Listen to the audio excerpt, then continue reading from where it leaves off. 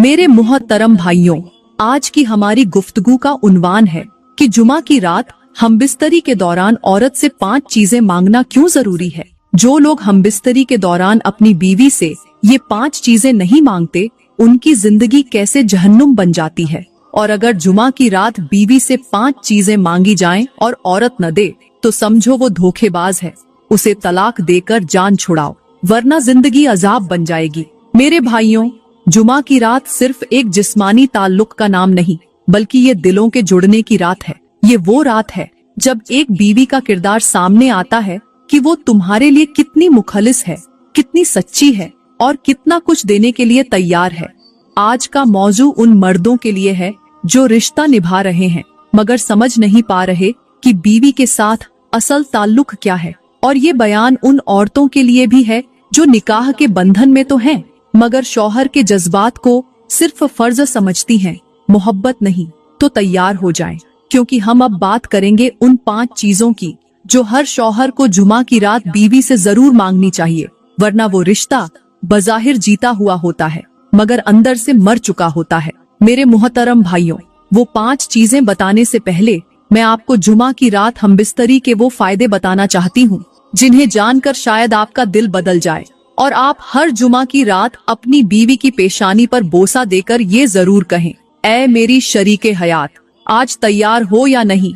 मगर मैं तो बिल्कुल तैयार हूँ, क्योंकि जुमा की रात सिर्फ मिलाप की रात नहीं बल्कि दिलों के मिलने का मौका भी है। ये रात अल्लाह की खास रहमतों की रात है और इसी रात का इस्तेमाल अगर मोहब्बत, प्यार और अच्छी मुलाकात से हो तो ये रात इबादत बन जाती है। जो शौहर इस रात बीवी के करीब आता है वो सिर्फ अपने जिस्म की नहीं बल्कि दिल की भी तस्कीन पाता है। यही वो रात है जिसमें नस्लें नेकी पर परवान चढ़ती हैं, दुआएं कबूल होती हैं और दिल के बोझ उतर जाते हैं।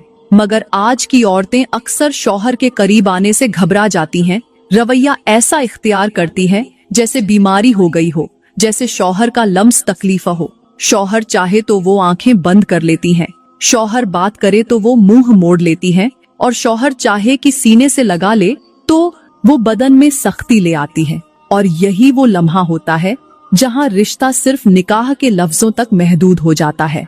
अल्लाह को वो औरत पसंद नहीं जो शौहर को बिस्तर पर धोखा दे। ऐसी औरत के बारे में मेरे नबी ने फरमाया कि अगर शौहर बुलाए और बीवी इनकार करे तो फरिश्ते पूरी रात लानत भेजते हैं। और दूसरी तरफ हमारे इर्द गिर्द गांव के वो लोग हैं जो दिन भर मजदूरी करते हैं, पसीने में नहा जाते हैं, थके होते हैं, मगर जब रात आती है तो उनकी बीवियां उन्हें खुद आवाज देती हैं, उन्हें अपने सीने से लगाती हैं और कहती हैं, हम भी तो तुम्हारे इंतजार में बैठी हैं, हमारा भी तो हक है ना।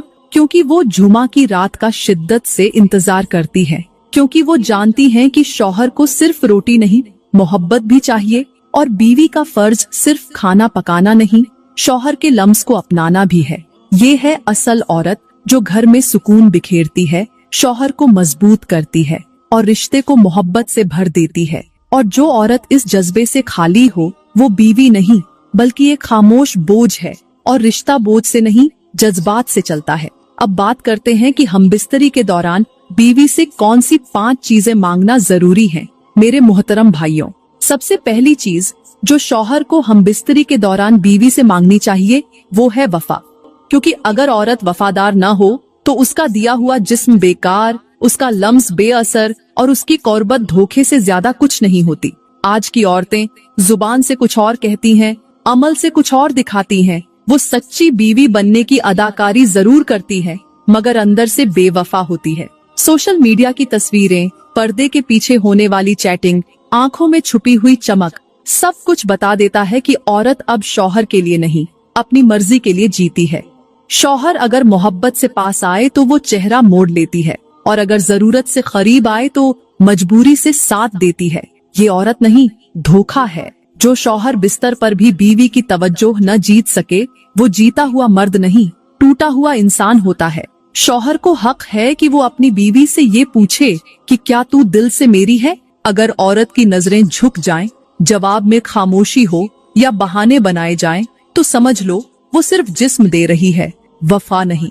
ऐसी औरत के लिए अल्लाह का फरमान है कि जो बीवी शौहर के साथ मुखलिस न हो उस पर फरिश्ते लानत भेजते हैं। मेरे नबी ने फरमाया, वो औरत जन्नत की खुशबू भी न पाएगी जो अपने शौहर से बेवफाई करे। आज के मर्द टूट चुके हैं क्योंकि औरतें अपने दिल, अपनी नजरें और अपनी सोचें शौहर को देने के लिए तैयार नहीं, और जो औरत वफा न दे उसके साथ रिश्ता सिर्फ बिस्तर तक रह जाता है, दिल में वो मर चुकी होती है। इसलिए मेरे भाइयों, सबसे पहले वफा मांगो, और अगर न मिले तो खामोश न रहो, क्योंकि बेवफा बीवी नाफरमान औलाद से ज्यादा खतरनाक होती है।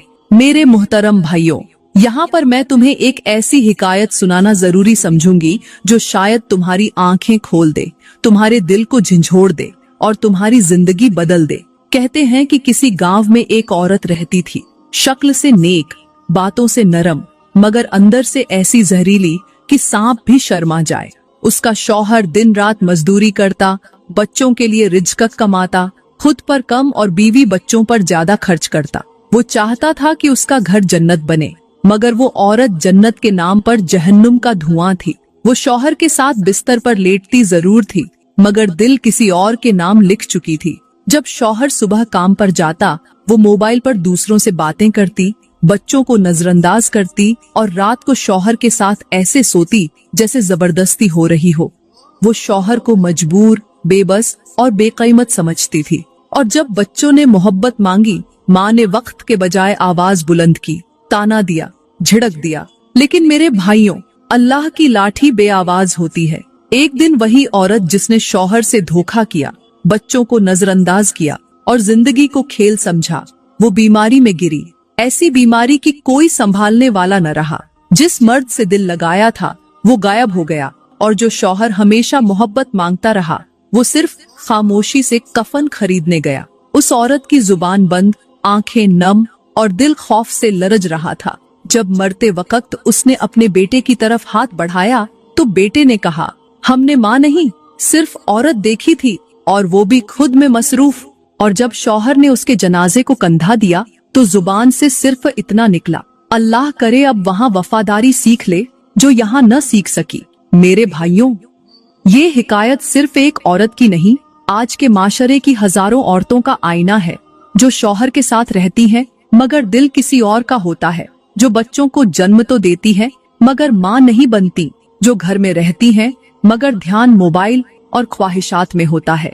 याद रखो, बीवी का सबसे बड़ा हुस्न वफादारी है, और जब औरत बेवफा हो जाए तो वो घर टूटता है, नस्ल बर्बाद होती है और आखिरत में रुसवाई मुकद्दर बनती है। मेरे मोहतरम भाइयों, ये तो हो गई पहली चीज जो शौहर को हमबिस्तरी के दौरान बीवी से जरूर मांगनी चाहिए। अब बात करते हैं दूसरी चीज की, जो हमबिस्तरी के दौरान बीवी से मांगना जरूरी है, वो है हया।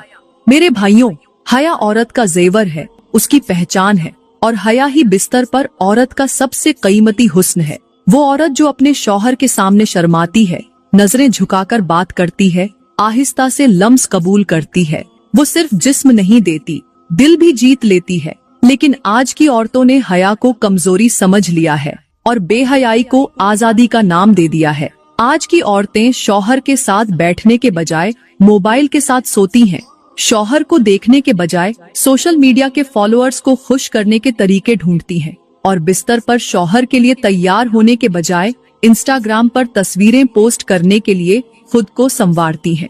मेरे भाइयों, वो औरत जो अपने शौहर के सामने बेपर्दा हो, दिल में बेहयाई हो, वो पर्दे में भी नंगी होती है। अल्लाह को वो औरत पसंद नहीं जो शर्म और हया छोड़ दे, क्योंकि जिस औरत की नजरें बेलगाम हो, जिसकी सोच गंदी हो और जिसकी जुबान में शौहर का लिहाज न हो, वो न दुनिया की रहती है न दीन की।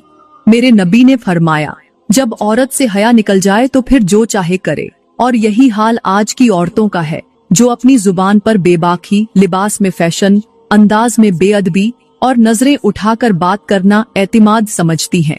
हालांकि ये सब कुछ उनके रिश्ते की कब्र खोद रहा होता है। शौहर चाहता है कि उसकी बीवी उसके लिए खास हो।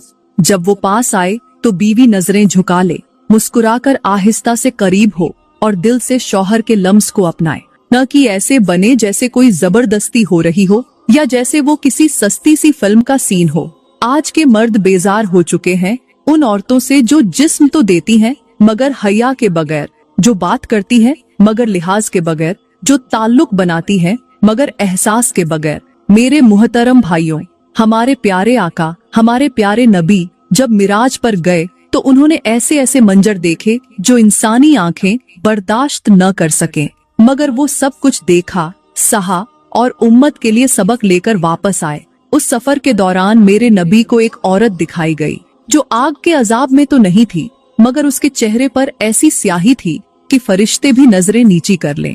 उसके बाल आग की मानिंद बिखरे हुए थे और उसके हाथ जले हुए कोयले जैसे नजर आ रहे थे।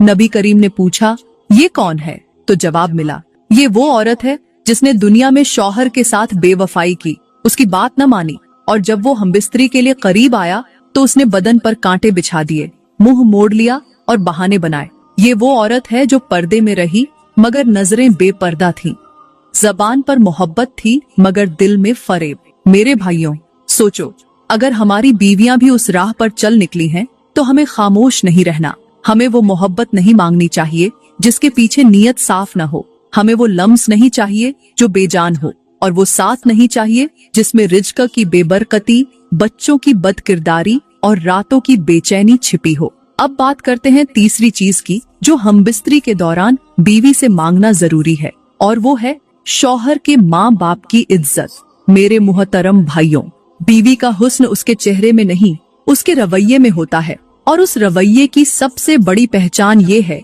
कि वो शौहर के माँ बाप के लिए कैसा दिल रखती है। वो बीवी जो शौहर के साथ बिस्तर पर तो मोहब्बत से पेश आती है, लेकिन उसी शौहर की माँ को तंज करती है, बाप को नजरअंदाज करती है, याद रहे, ऐसी औरत मोहब्बत नहीं, मक्कारी कर रही होती है। एक मर्द को उस वक्त सबसे ज्यादा टूटा हुआ महसूस होता है जब वो अपनी माँ को चुप होता देखता है और अपनी बीवी को ऊंची आवाज में बोलते हुए सुनता है। अब बात करते हैं चौथी चीज की जो हमबिस्तरी के दौरान बीवी से मांगना जरूरी है, और वो है बच्चों की परवरिश, बच्चों की अच्छी तरबियत। मेरे मोहतरम भाइयों, एक शौहर जब बीवी के साथ तन्हाई के लम्हे में होता है तो सिर्फ जिस्म की तस्कीन ही मकसद नहीं होता, बल्कि ये वक्त वो मौका भी होता है जहाँ दिल की बात की जाती है, जिंदगी के फैसले होते हैं और नस्लों का मुस्तकबिल तय किया जाता है। इसलिए उस लम्हे बीवी से ये वादा जरूर लिया जाए कि तू मेरी नस्ल की माँ बनकर दिखाएगी, न सिर्फ बच्चे जनेगी बल्कि उन्हें नेक बनाएगी, सालेह, बाअदब, बाअमल और बाहया बनाएगी। मगर अफसोस की बात ये है कि आजकल मियाँ बीवी जब आपस में झगड़ते हैं, तल्ख कलामी करते हैं, इल्जामात की बारिश करते हैं, तो ये सब कुछ उन मासूम बच्चों के सामने करते हैं जिनकी उम्र अभी ये समझने की नहीं कि माँ बाप के अल्फाज भी जख्म बन सकते हैं। उन्हें ये शौर नहीं कि उनका हर सख्त जुमला, हर ऊंची आवाज, हर तंज, हर ताना उस बच्चे के जहन में एक जहरीला बीज बो रहा होता है जो आने वाले कल में नफरत, जिद, नाफरमानी और बगावत की शक्ल इख्तियार कर लेता है। आज के वालिदैन को अंदाजा ही नहीं कि वो जिस तरह बिस्तर पर एक दूसरे से बेअदबी से पेश आते हैं, बच्चों के सामने चिल्ला चिल्ला कर अपनी अना की जंग लड़ते हैं, वही बच्चा कल को अपनी बीवी से वैसा ही सुलूक करेगा जैसा उसने अपने बाप को अपनी माँ के साथ करते देखा है, या वही बेटी कल को अपने शौहर को वैसा ही समझेगी जैसा उसने अपनी माँ को अपने बाप से शिकायत करते सुना है। घरों का माहौल सिर्फ दीवारों से नहीं बनता, तरबियत से बनता है। माँ की नरमी, बाप की शफकत, दोनों की खामोशी और सबसे बढ़कर उनका एक दूसरे को इज्जत देना ही वो बुनियाद है जिस पर नस्लों का किरदार खड़ा होता है। मगर आज का अलमिया ये है कि माँ बाप ने बच्चों को सुकून नहीं दिया, चीखों के दरमियान बड़ा किया है, मोहब्बत नहीं दिखाई, माथे पर बल और लबों पर शिकायत ही दी है।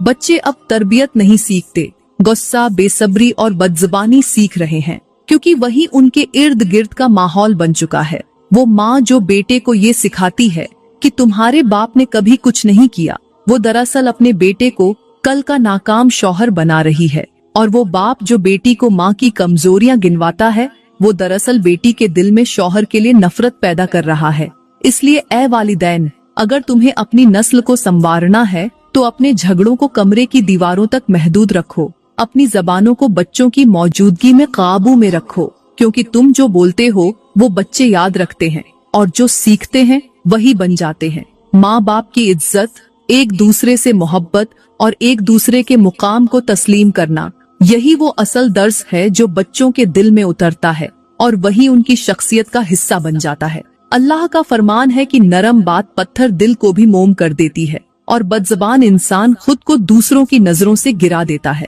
जबान वो हथियार है जो दिलों को काट भी सकती है और जोड़ भी सकती है। हकीम लुकमान ने अपने बेटे को नसीहत की कि बेटा, जबान को काबू में रखना, क्योंकि यही वो चीज है जो इंसान को इज्जत देती है और यही इंसान को जलील भी कर देती है।